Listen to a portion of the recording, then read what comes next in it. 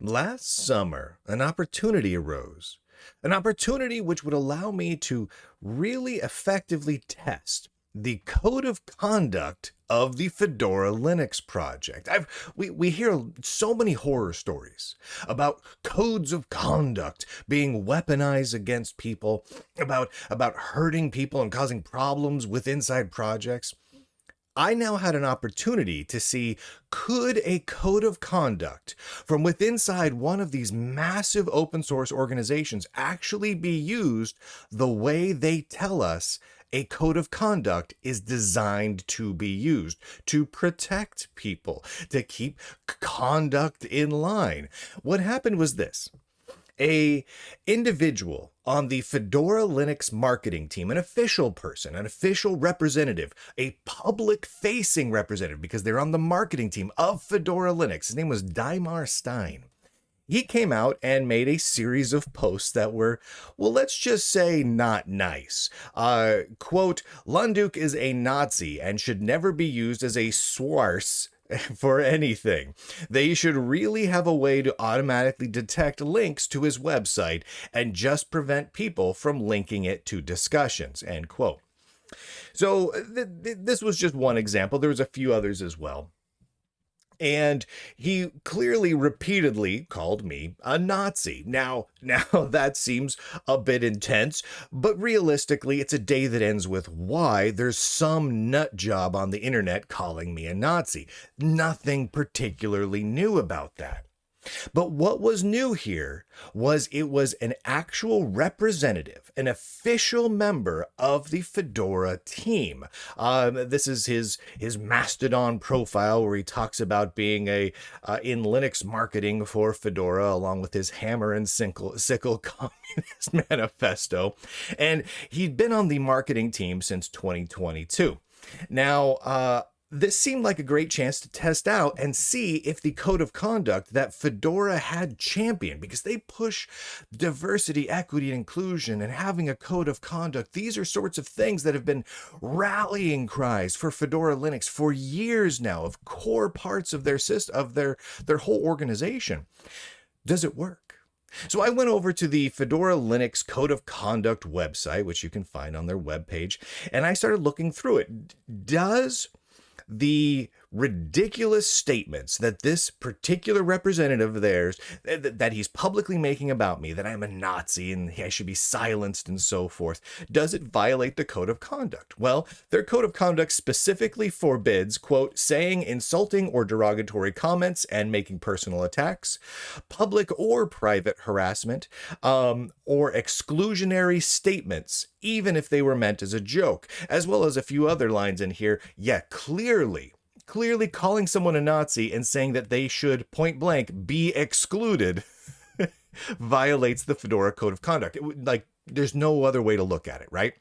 It's especially ridiculous considering that based on this individual from Fedora Linux's posts, he understood that I was a Jewish man and was still calling me a Nazi. Calling an American Jewish guy a Nazi is...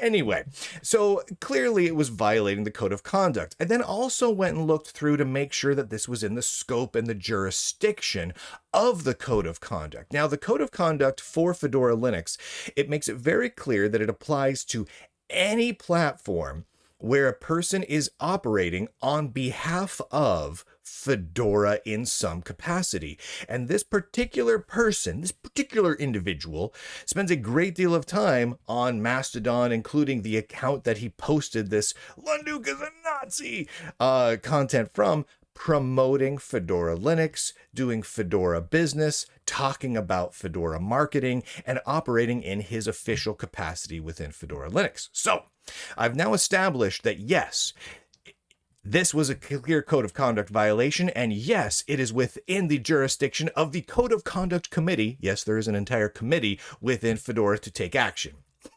So I reached out to the Fedora Code of Conduct Committee as well as the project leader at the time with the following statement, among other things. Quote, One of your marketing team members is attacking Jews, calling them Nazis, and calling for auto-censorship of me because of it. This is obviously a significant violation of the Fedora Code of Conduct and reflects poorly on Fedora. I would like to lodge a formal complaint and ask that action be taken and a statement be made. Seems reasonable, right? The crazy thing here is this.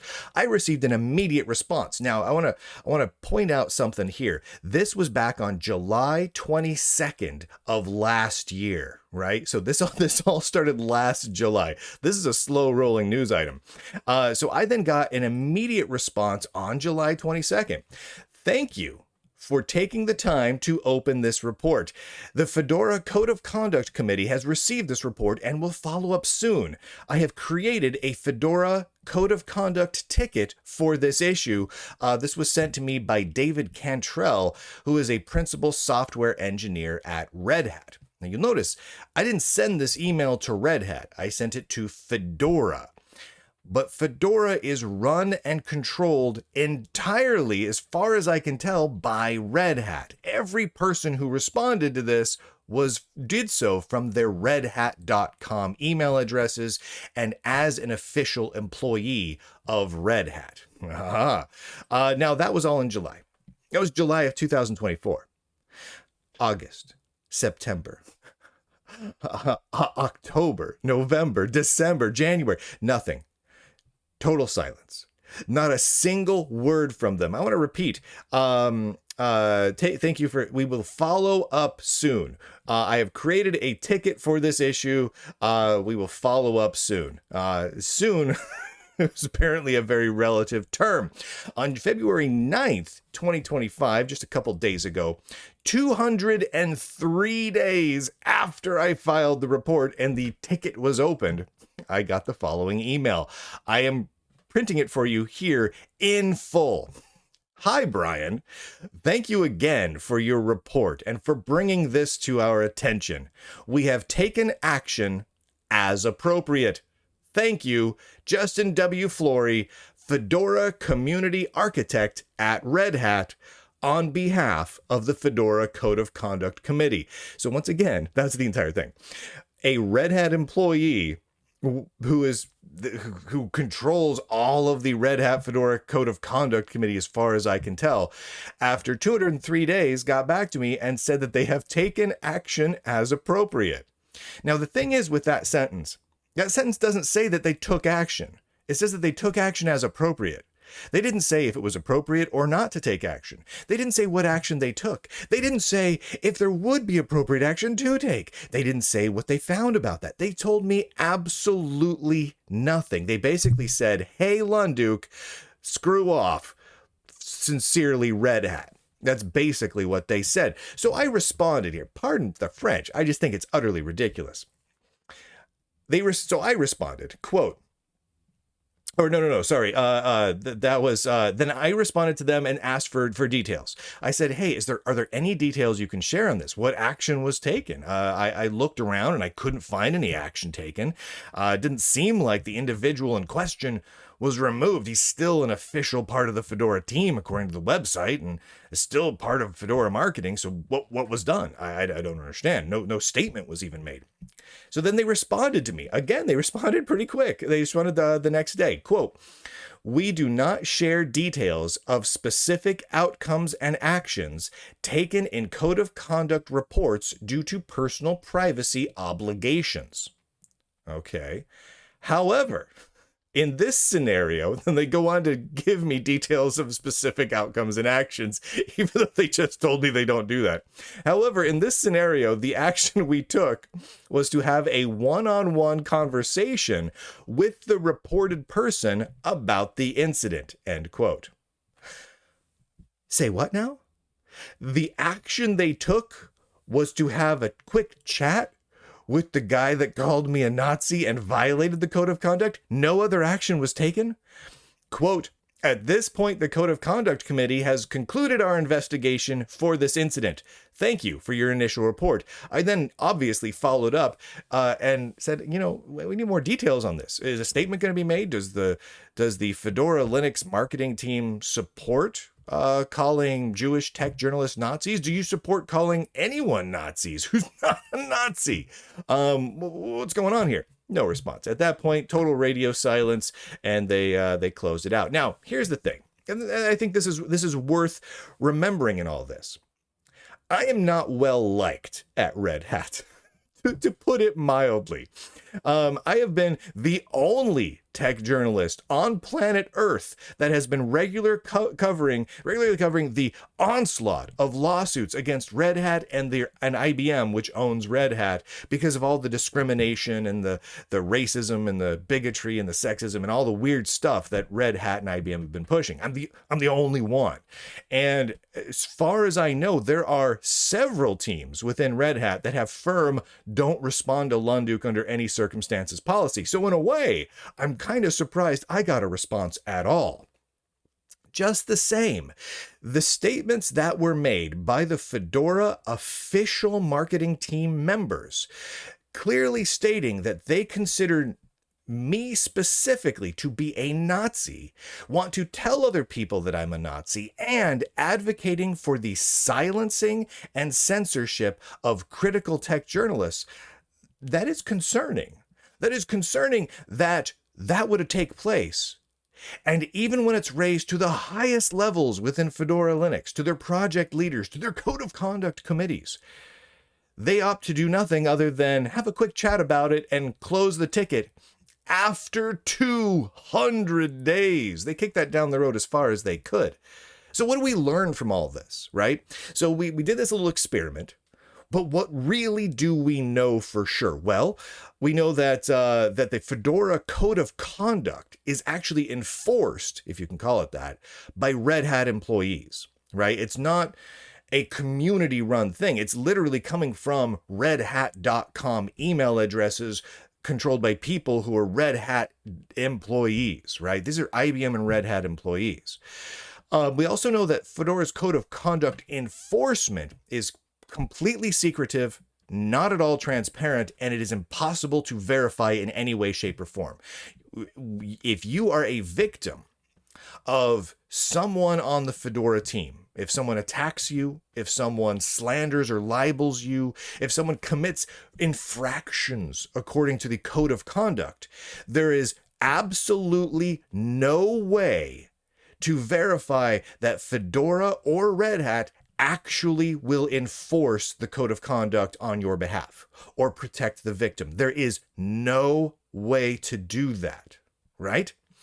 That is crazy to me, considering how much emphasis Fedora and so many other projects put on their code of conduct. You'd think they would want to make it important for the victims to be able to verify that they were being protected by this code of conduct. But in fact, the opposite is true.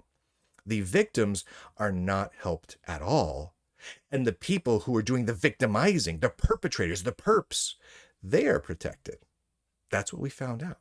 We also found out that the code of conduct enforcement at Fedora, that Fedora Linux from Red Hat, as far as we know, takes over 200 days, months, over half a year to just respond. Not even to take action, not to protect a person, but just to respond by having a quick chat and saying we closed the ticket. 200 days.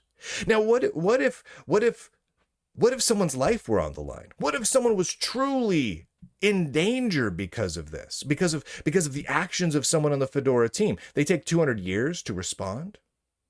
Crazy. It is also important to note that, at least as far as we can tell, if you are someone who is not liked by Red Hat, they don't like you as a journalist, they don't like the things you say, they don't like your politics, whatever. We know pretty definitively that Fedora's code of conduct is not enforced if you're the victim. If they don't like you, they don't help you. That's what we've learned about the Fedora code of conduct. It does make you wonder, what is the code of conduct enforcement like in other organizations? Is it similar?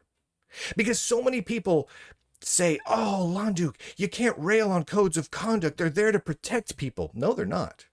As far as I can tell, that is demonstrably untrue. At least in the case of Fedora Linux, an incredibly large and prominent open source organization, the code of conduct does not demonstrably exist to protect people, to help victims, or even to enforce the code of conduct. They don't enforce it. So why does it exist? Near as I can tell, the only instances I've been able to actually find where the code of conduct has been enforced, where people have been banned, where people have been censored and moderated and silenced, or kicked out of projects entirely, are when the code of conduct itself has been weaponized to stop people who have the wrong politics from being in the project. Those are the only examples I have been able to find. And we did this case study right here. Let's do a simple test. Did Fedora Linux's marketing team commit clear and undeniable violations of their own code of conduct? Yes, to an extreme degree. Was anything done about it? Well, after over half a year, no. No apologies, no removal of statements, no statement distancing themselves, no nothing. In private or in public. Nothing. Which tells me that the people who are stating, at least within Fedora Linux, that, oh, we've got to have a code of conduct, it helps protect people and helps blah, blah, blah, marginalize people, that's baloney. They're lying. And they know it. So thank you to the Lunduke Journal subscribers, which allowed me to do this little test that took over 203 days to accomplish. In case anyone's wondering, yes, I do have other similar tests going on right now, but they haven't concluded. See, I put in the time to do the research here. Even if it takes a long time, I want to see what the results are. And they're always worth the wait. But thank you again to the subscribers of Lunduke Journal. Go to lunduke.com. Lots and lots of ways to listen, to watch, to interact with the Lunduke Journal. We have a forum now. We have our own self-hosted forum finally, so you can go hang out with us. It's all over at lunduke.com. Go check it out. You'll like it very much. And with that, ladies and gentlemen, boys and girls, nerds and nerdettes across the inner tubes, I do declare, end broadcast.